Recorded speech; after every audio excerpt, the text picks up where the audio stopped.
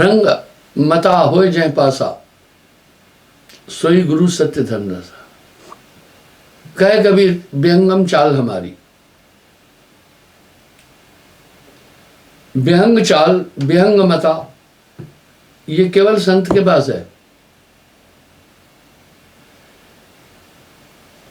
आपकी आत्मा भी एक तत्व है, नहीं तो फिर क्यों कहा जा रहा है मृत्यु के बाद इसकी आत्मा का कल्याण करना। इसका मतलब आत्मा कुछ तो है ना। आत्मा अद्भुत है। आत्मा की अमरता का तो की व्याख्या हमारे धर्म स्थानों में खूब भली भांति है। कैसा तत्व है वो? अनूठा। हंसा तू तो सबल था, ये आत्मा तुम सबल थे। अटपट तेरी चाल, रंग कुरंग ते रंग लिया, अब क्यों फिरत बेहाल। निसंदेह हमारे धर्म में बड़ी विविधता है। अनंतवाद और विविधता हमें विरासत में मिली है। आपको ध्यान होगा 4 वेद 6 शास्त्र 18 पुराण, इनकी उत्पत्ति के विषय में मैंने पहले भी बातचीत की है। उसका थोड़ा रेफरेंस आज पुनः दे रहा हूं। आप हमारे धर्म में गोत्र देखते होंगे और विवाह के समय भी इन सब का मिलान होता है। इस धर्म में, हमारे धर्मशास्त्रों में जो कुछ भी लिखा है कुछ भी गलत नहीं है। बस संतत्व का मतभेद कहां पर है वो सुने। वेद निराकार तक बोलकर आगे नेति नेति कह रहे हैं। वेद कहे में भेद न जाना थका विचारे विचारे। अब यहां साहब कह रहे हैं प्रथमे जो ऋग्वेद कायो पूरब मुख ब्रह्मा प्रकटायो। हमारे शरीर के भी भाग है, पूरब पश्चिम उत्तर दक्षिण। जब हम सूर्य की तरफ खड़े होते हैं तो जिधर मुख है वो पूरब है, जिधर पीठ है वो पश्चिम है, जिधर बायां हाथ है वो उत्तर है, जहां दाहिना हाथ है वो दक्षिण है। प्रथम है जो ऋग्वेद पूरब मुख ब्रह्मा प्रकटायो। ब्रह्म की वाणी भई यही प्रज्ञाना ब्रह्म कहे देही, महाज्ञान कहिए प्रज्ञाना ब्रह्म अर्थ परमेश्वर जाना। यही महावाक्य रच ऋग्वेदा क्रम उपाला ज्ञान तरवेदा। इसलिए ऋग्वेद का यही महावाक्य ईश्वर के अस्तित्व को स्वीकार करता है। पूरब दिशा ऋग की अधिकारी, इसलिए पूरब में अभी भी ऋग्वेद की बहुत ज्यादा अधिकता है। आप काशी आदि में भी देखो, वेदों का बिल्कुल भी पठन पाठन है। दक्षिण मुख ब्रह्मा निज खोले, अहम ब्रह्मास्मि सो बोले। इसलिए आप दक्षिण में देखना, अहम ब्रह्मास्मि। दक्षिण में शिवा को अधिक महत्व है, योग को बहुत ज्यादा महत्व है। दक्षिण देश में अधिक फैला है। सामवेद तृतीया विख्याता, मुख पश्चिम ब्रह्मा की बाता। महावाक्य ब्रह्मा यही तत्वमसि ताते कह दे। तत्व ईश्वर त्वम जीव कहा है, हो पुन रश्मि हो अर्थ बताए। बंध दशा में जीव है, मोक्ष दशा में शिव। चौथा वेद अथर्वण भाकी, उत्तर मुख ब्रह्मा की साखी। अथर्ववेद उत्तर में है। तीनों वेद से ताहे निकारा, तामे महावाक्य या धारा। अहम आत्मा ब्रह्म पुकारो, ताका ऐसो अर्थ विचारो।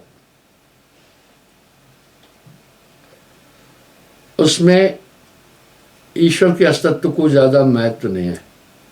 अहम, ये भी अहम ब्रह्मस्ति, तीनों वेद से निकाला गया। मैं हूं परमेश्वर आत्म, उत्तर में यह वेद महात्म।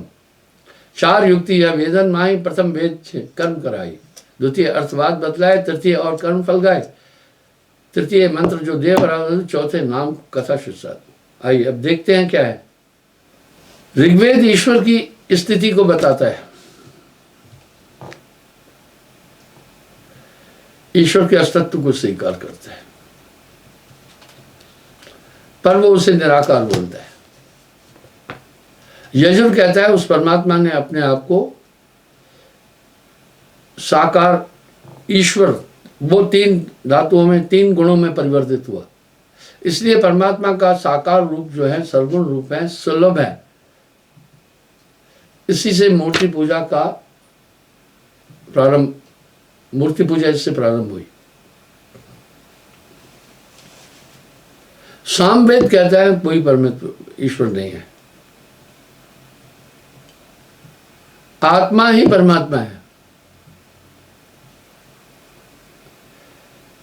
इसलिए सामवेद में योग को बहुत ज्यादा परमात्मा बोली गई, बोला है। अथर्व में तीनों से मिलकर कर्म को स्थापित किया है। भाई कर्म ही धर्म है। अब साहब क्या कह रहे हैं? प्रथम कहे ऋग्वेद बखानी, निराकार परमेश्वर मानी। वो परमात्मा को निराकार मानता है ऋग्वेद। इसलिए विरासत में हमें ये चार धारणाएं मिली। निर्लेप सो अलग अगोचर, निरालम सो ज्ञान ब्रह्म। वो अगोचर है, तुम हो एक अगोचर, सबके प्राणपति, वेदों के अस्तित्व में आता।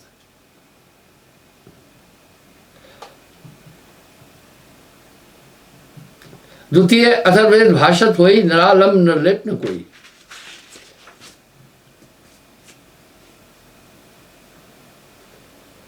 कह रहा है न वो साकार है न वो निराकार है, ये भ्रम है। नहीं निर्गुण नहीं सरगुण कहो, जो कोई मरा मुक्त हो।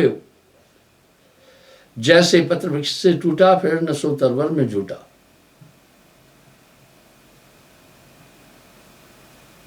ऐसे जी मरा यकबारा, बौड़ नहीं ताते तंधारा।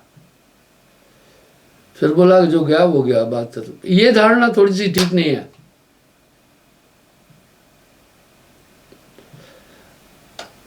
तृतीय यजुरस कहे भौरी, इन दोनों की मत है भोरी। सर्वगुण ब्रह्म नारायण होई, क्षीर सागर शयन कर सोई। यजुर कह रहा है इनकी मत बड़ी सीमित है। 10 अवतार, वो सर्वगुण नारायण क्षीर सागर में शयन करता है और 10 अवतार लिया, वही परमात्मा है। गोपिन के संग क्रीड़ा किया। चौथ ये आप देखें ना, विविधता हमें मिली है। इसलिए विवाह के समय गोत्र मिलाते हैं, सब चीजें करते हैं। इसका महात्म यही है। चौथे शाम कहेपन मत अपना, यह सब जानो झूठी कल्पना। बोला ये सब झूठ है, सब कल्पना है।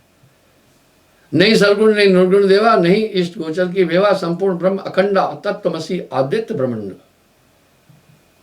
मंडा। मैं ही ईश्वर हूं। इसलिए सन्यासी कह रहे अहम ब्रह्मस्मि।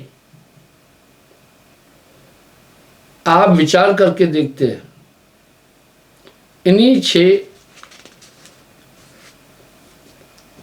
चार वेदों से छह शास्त्रों की उत्पत्ति हुई।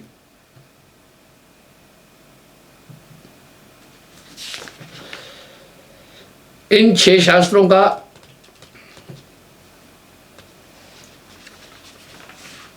सृजन भी ऋषि मुनियों ने किया है।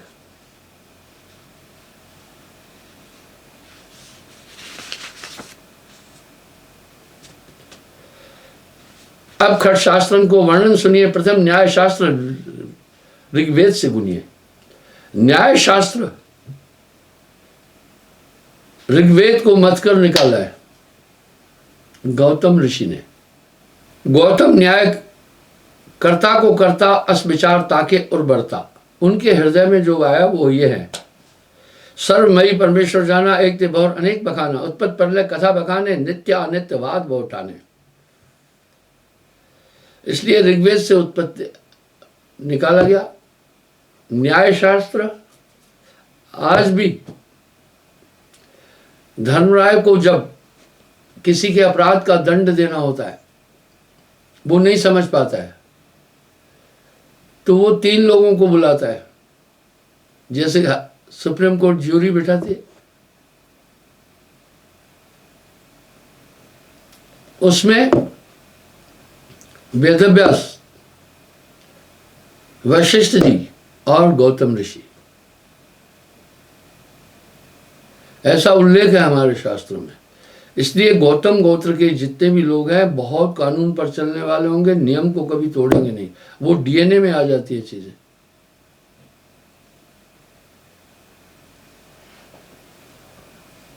द्वितीय मीमांसा शास्त्र जो है, यजुर्वेद से ताको गया, यजुर्वेद से ही मीमांसा शास्त्र निकाला, जैमिन मीमांसा राष्ट्र, जैमिन ऋषि ने।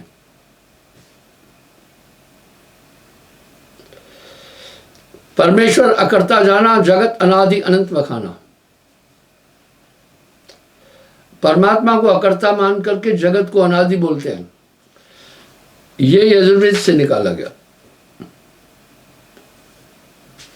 अब ये क्या कह रहा है, मुक्त होए जीव ज्ञान के मर्मी, ब्रह्मा होए करण भल कर्मी। ज्ञान को अधिक महत्व देता है वो। तृतीय शास्त्र वेदांत बताए, सामवेद व्यास बनाए। वेदांत शास्त्र की उत्पत्ति व्यास जी ने की। एको ब्रह्म द्वितीया नास्ति, ये उसका उद्घोष है। स्वप्न समान जग दर्शाई।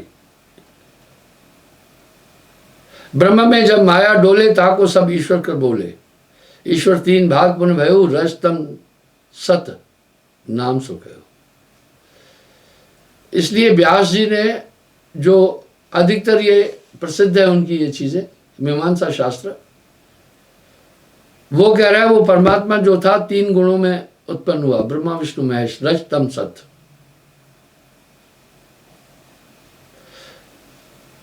ईश्वर 3 भाग पुन भयो। इसलिए हमारे धर्म में देखो 3 भाग कैसे ब्रह्मा विष्णु महेश को माना जाता है। यानी वो कह रहे हैं वो निराकार परमात्मा 3 भागों में उत्पन्न हुआ, रज तम सत। रजगुण ब्रह्मा, सदगुण विष्णु, तमगुण शंकर हुई। जेते जगत माया व्यवहारा, यही 3 सबके करता रहो। इसलिए सरगुण उपासना में इन तीनों को महत्व दिया गया। अंधा अगुआ तहपुर माई, बहु अंधे तह पीछे जाई। लोगों को इसका कोई बोध नहीं है, ऐसे ही थोड़ा तीर तुक्के में बातचीत चल रही।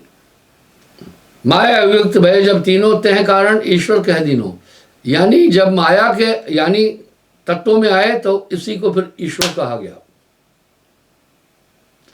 भगवान का अलग अर्थ है, ईश्वर का अलग अर्थ है, ब्रह्म का अलग अर्थ है। ब्रह्म अविद्या युक्त जो हुई ताको जीव कहे सब कोई। जब ये आत्मा अविद्या से युक्त हो जाती है माया में, तब इसकी संज्ञा जीव है। यही बात तो साहब भी कह रहे हैं, बंद दशा में जीव है, मोक्ष दशा में शिव। कहे कबीर धर्मदास से, यही जीव यही शिव। आप देखिए कितनी विविधता है। त्रिगुण ब्रह्मा और जग जीव सारे। अब कह रहे हैं ब्रह्म ये 3 है, बाकी संसार जीव है, क्योंकि प्राणेंद्र है तो जीव विश्व। भिन्न अविद्या करके माना, द्विशक्ति ते मान बखाना। यक विपेक्ष शक्ति कहलाए, द्वितीय अवरण शक्ति कहलाए। यहीं से फिर निर्गुण और सरगुण की उत्पत्ति हुई है।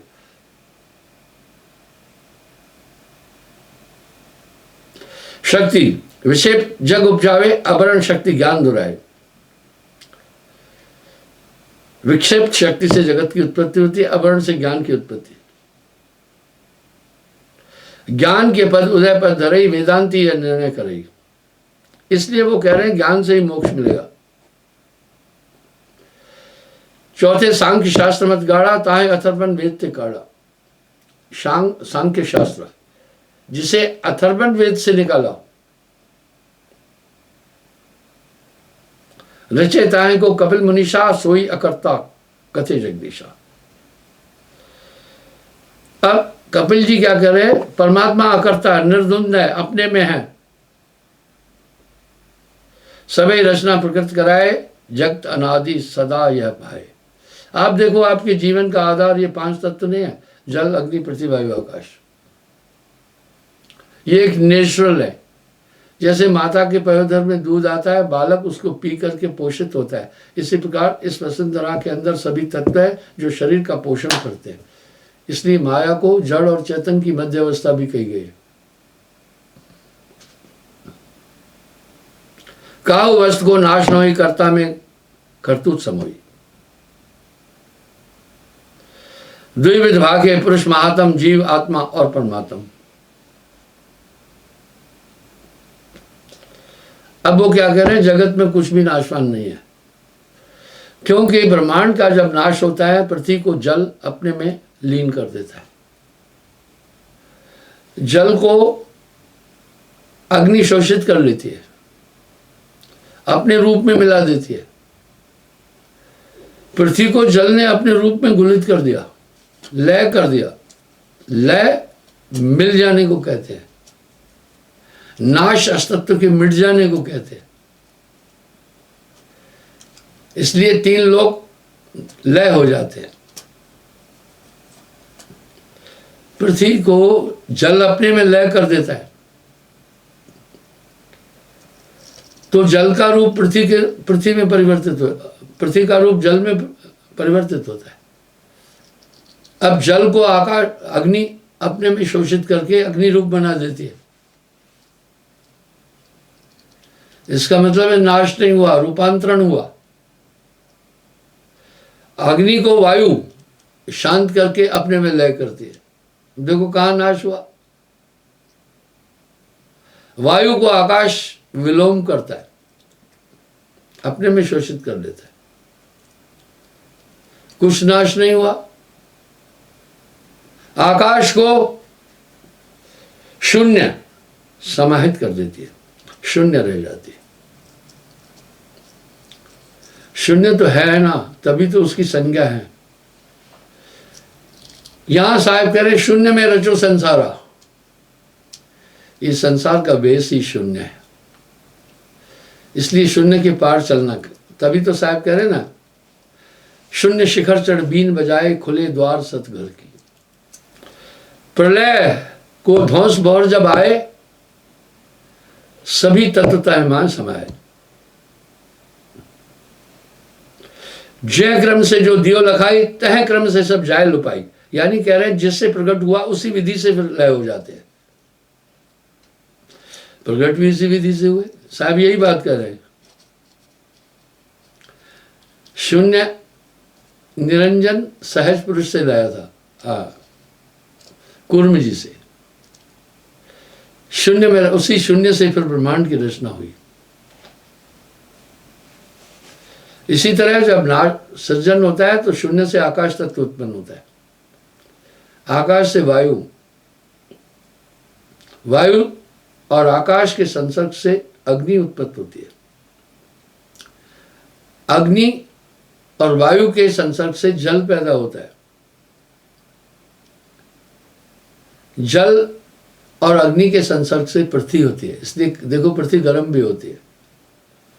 पंचम शास्त्र पंच जल कहे हो, वेद अथर्वण से सो गए हो, ऋषि पंच जल ताहे बखाने, वर्णन साके शस्त्र समझाने। इसलिए उसका भी वर्णन सांख्य योग के अनुसार है। ये अलग है कलयुग में, योगी लोगों का विविध रूप है। दरअसल कपिल मुनि से ही योग की उत्पत्ति हुई है और पंचजल शास्त्र से हुई है, जिसमें योग को अधिक महत्व दिया है। इसलिए यह भी सांख्य योग के अनुसार बोल रहा है।